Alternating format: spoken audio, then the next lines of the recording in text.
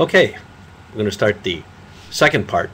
I said it was going to be in two 15-minute intervals, but I think the first part was longer than that. So hopefully this one's only in the 15-minute range. So what we want to talk about is, in continuation, is now other types of convention and meeting venues beyond just what we think of in the convention venue hotel, if you will, in the process. We want to talk about some other types.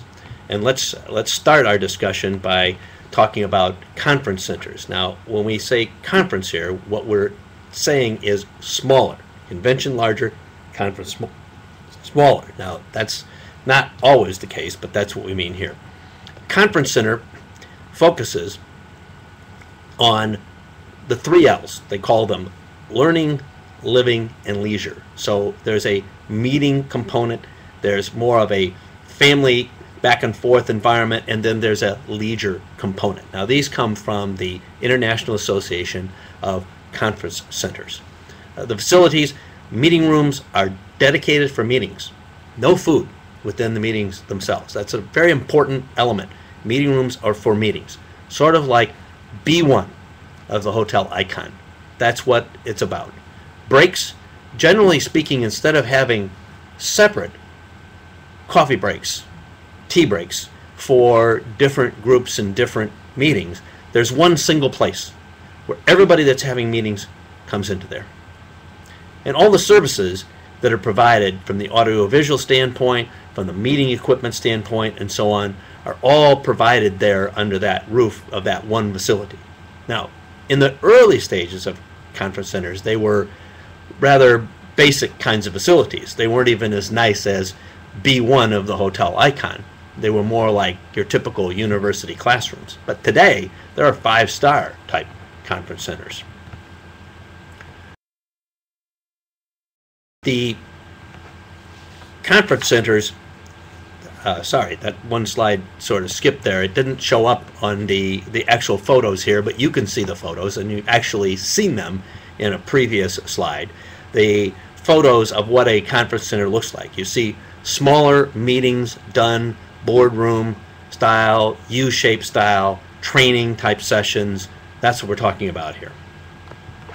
Now, the International Association of Conference Centers, IAC, that I mentioned earlier, and I mentioned this at an earlier point in another lecture, they talk about groups of average of 100 people or less.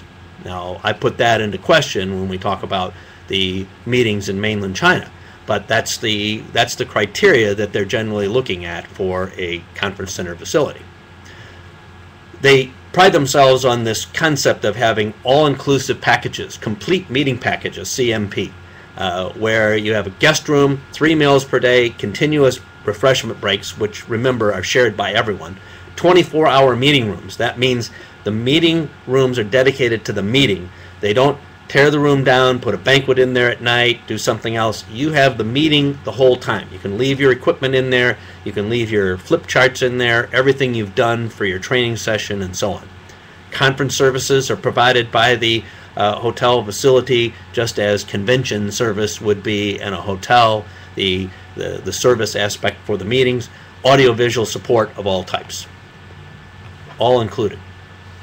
Now, another type of facility, which we're going to see firsthand and talk to and hear from the key people when we're in Macau, is the resort convention venue, or today integrated resorts. Perhaps maybe once called mega resorts, now called integrated resorts.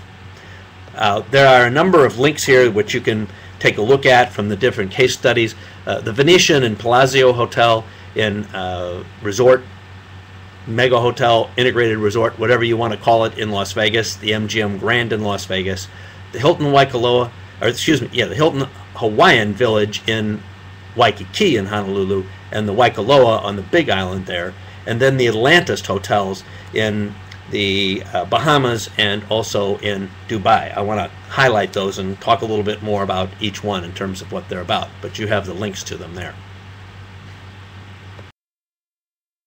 The Venetian and Palazzo hotels in Las Vegas are the classic example of a mega resort, integrated, if you will. Built on gaming, of course, but the Sands Expo Center, which in the upper right picture is on the left-hand side, it was there and existed. And then the meeting space and originally the Venetian Hotel of 3,000 rooms was added, and then another 2,500 to 3,000. Can't sure exactly what the total number is in the Palacio Hotel. So you have actually, I think it's bigger than that. You have a total of over 7,000 guest rooms there. 7,000 guest rooms in 2 hotels, and all of its connected meeting space. Now that's mega. That's mega. The MGM Grand is 5,500 rooms. Down the street, if you will, down the strip in Las Vegas, again, has its own separate convention center area, if you will. It's as large as some convention centers in major metropolitan areas where they host all the various meetings that they have. The Hilton Hawaiian Village is a combination, over time, it's been a combination of different towers being built. I was just there recently, actually, and had a chance to see it in today's environment.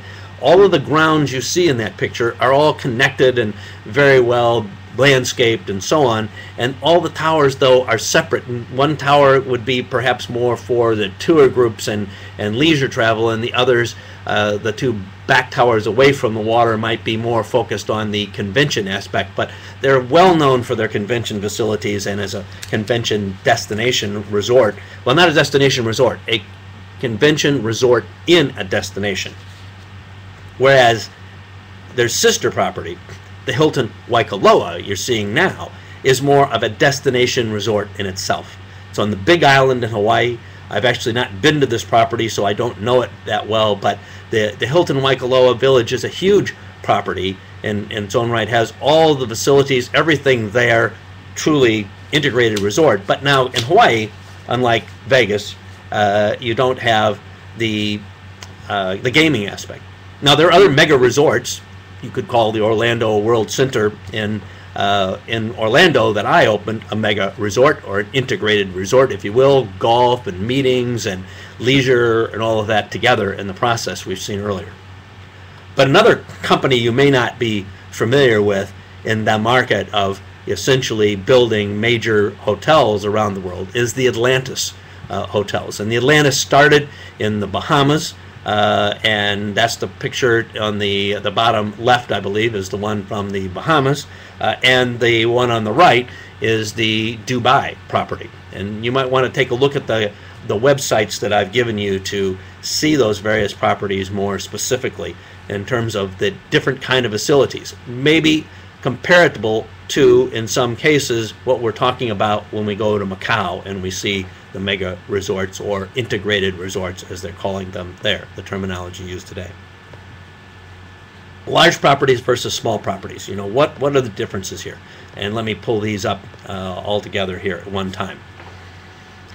First off, large properties can cater to a wide range of MICE activities. That's one of their strengths. They can do small meetings to large meetings.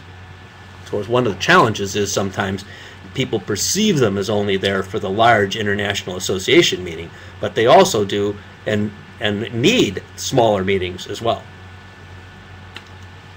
Smaller properties within close proximity to convention centers can still take advantage of hosting food and beverage, but mostly you think big hotels is where you need to have those kinds of functions, except in cases, as we've discussed out here, such as those associated with China National Convention Center and Kintex, where the hotel facilities are relatively small. But large properties tend to host MICE activities, while small properties tend to hold only local MICE activities. So if you're talking about large hotels, you have international conferences, international corporate meetings. If you're talking about local, smaller hotels, you may have smaller meetings of corporations locally, not as much from an international type perspective. And let's talk about mainland. Again, we need to separate out mainland in terms of the convention hotel aspect of it. A unique case in terms of hotel convention venues, because there's a number of companies that I'm showing you here with the links to, and I encourage you to take a look at these, that are independent mainland Chinese companies or mainland Chinese roots in terms of these companies building large convention venue hotels. The OYC in Zhaoqing, which I have been up to in the process, has an incredible amount of space, even though it's not located in a city, and it's outside of Guangzhou, but you can take a 4-hour train trip from Hong Kong up there, or a coach up there as well in the process, but it has great convention facilities, underutilized. The First World Hotel in Hangzhou, where I was at to give a presentation to the Alliance of China Conference Hotels, is outside of Hangzhou in a newly developed area that has entertainment and all with it. You could perhaps call it an integrated resort in some respects, but large facilities, large meeting facilities. The Metro Park Resort in Spring Plaza in Zhuhai, where we held our retreat, our faculty retreat this past August, is another facility with large convention space, large amounts of rooms, other entertainment, including a theme park and so on with it. So what you're seeing is, you're seeing resort and domestic aspect of hotels, and this is just a small sampling of some of those that are being built from an independent standpoint in mainland China. So what does it take to be a convention venue hotel? How can you position yourself, or what is it you need to do? Well, first off, you got to be flexible. You have to have meeting space, guest rooms, and you have to have high service standards.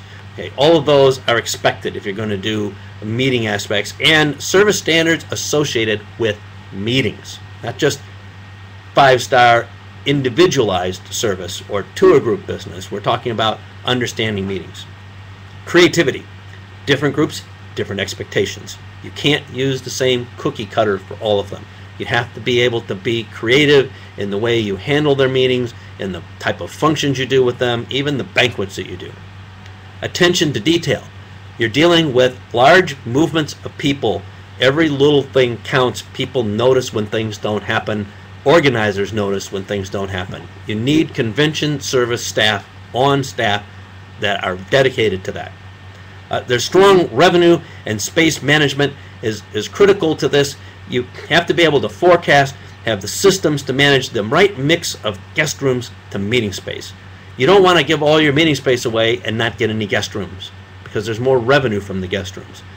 So you have to make sure that you keep a balance. There's a lot of groups that need a lot of meeting space but don't need a lot of guest rooms, and you have to be careful of those. Experienced, dedicated staff to the meetings and conventions. That's a critical element. You need to have people that specialize in this area, that understand what the needs are of them. They don't operate like tour groups. They don't operate like individual business travelers. So let's talk about the trends.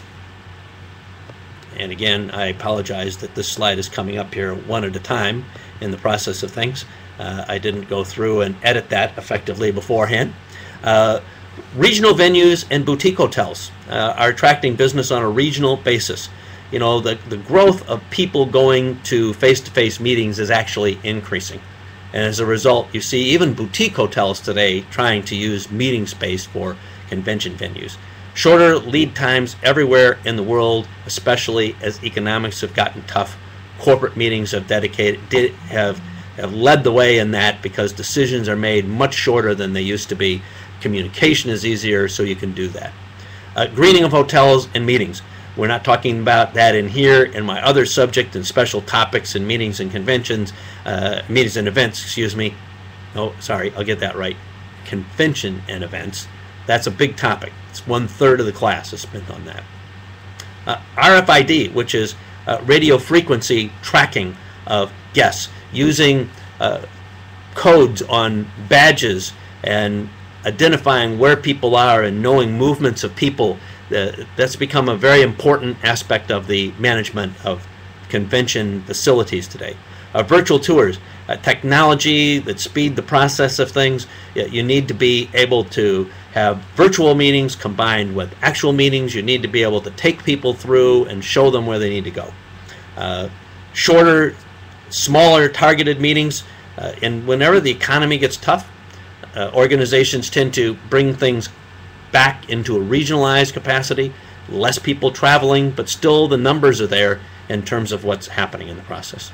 And greater product differentiation. These concept hotels of the integrated resorts in Macau, in Singapore, in Las Vegas, even in Orlando, and the types of facilities that you have are trying to bring more and more into the central place and keeping people in the same location.